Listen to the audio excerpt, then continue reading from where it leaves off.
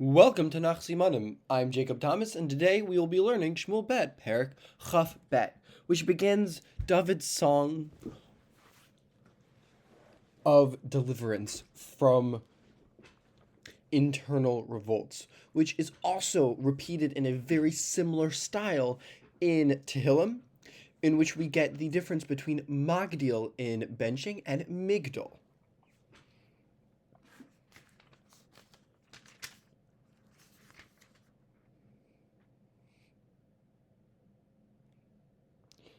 And in which this Tehillim has Magdil.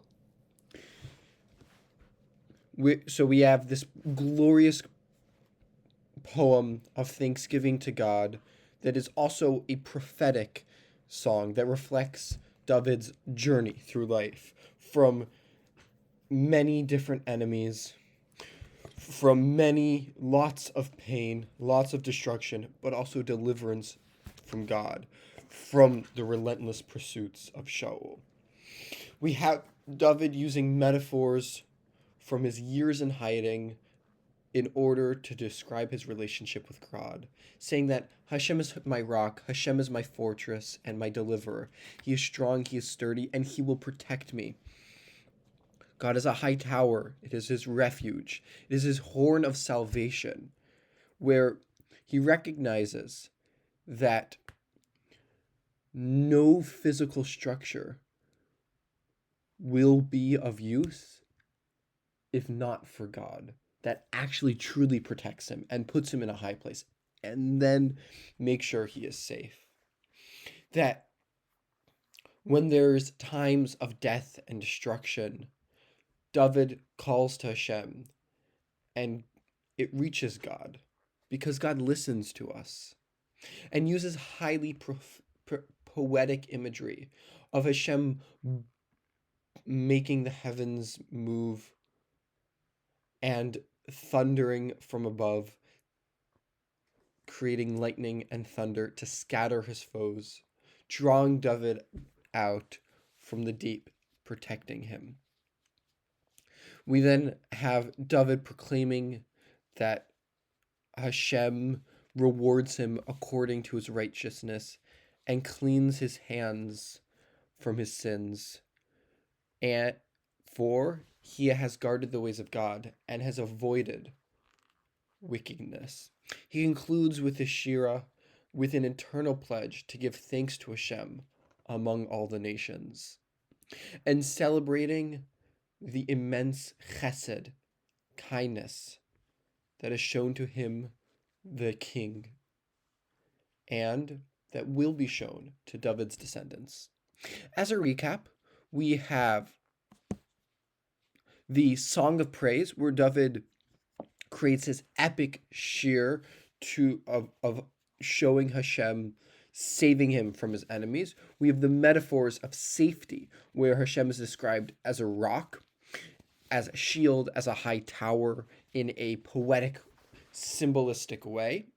We have the miraculous rescue from distress that God does for David, the warrior of strength and training, where God helps David grow in his abilities. And we have the eternal royalty, where God makes David the king forever with his descendants. We are now perek Chaf Beis, in which we use a cab. Chaf Beis, cab. David honks the horn of his cab in celebration of Hashem's deliverance. This reminds us how David, he creates a musical symphony using a horn, using instruments. He, in a way, honks it or sings it in front of everyone using his instruments, in this case the cab, to show many different aspects of God's intervention in David's life through his pain, through his suffering, and his deliverance. So, one more time with the simon, David honks the horn of his cab in celebration of Hashem's deliverance. We're now going to do a 4 perek back chazar, starting with perek Yud Chet, in which we use a chuppah. Avshalom's hair is caught by the top of a chuppah, leading to his death.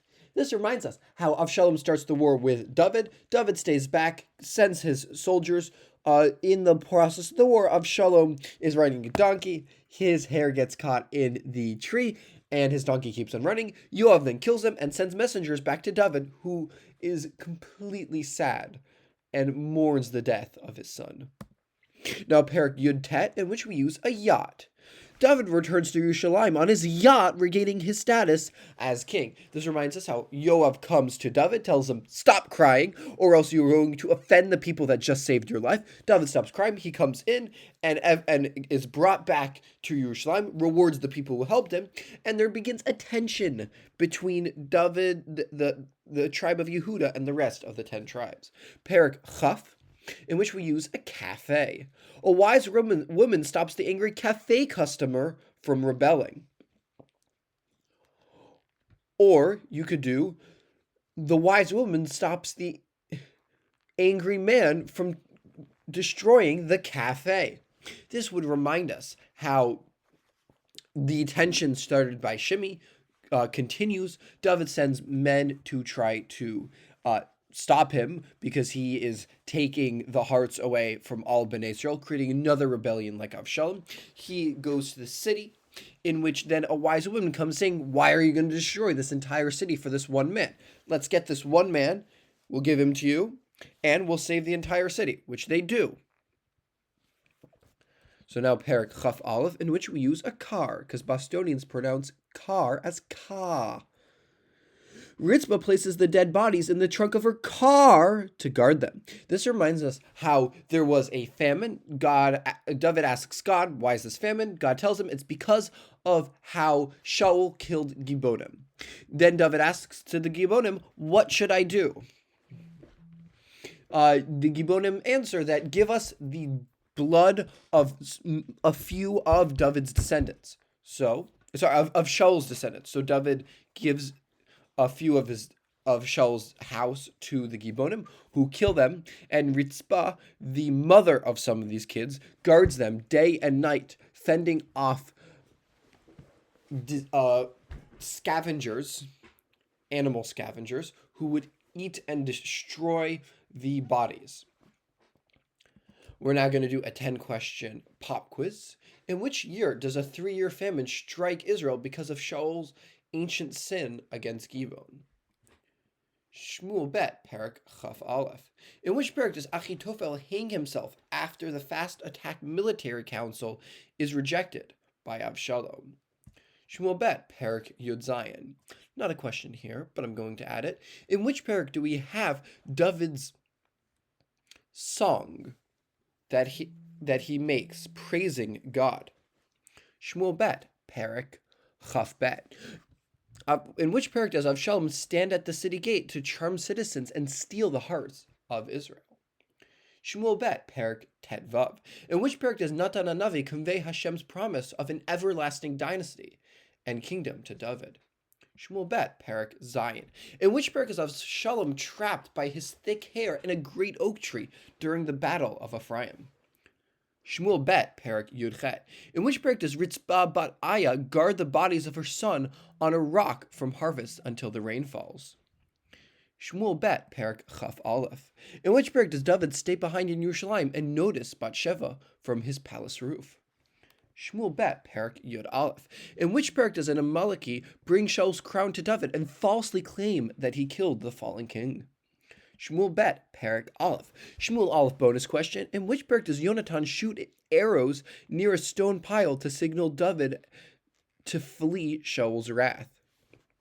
Shmuel Aleph, perek Chaf. In which perek does Avimelech wickedly rule over Shechem after slaughtering his brothers upon a single stone? Shoftim, perek Tet. That is it for today. May we be zocha to finish all of Nach, one perek at a time, and remember it day after day. Have a wonderful day.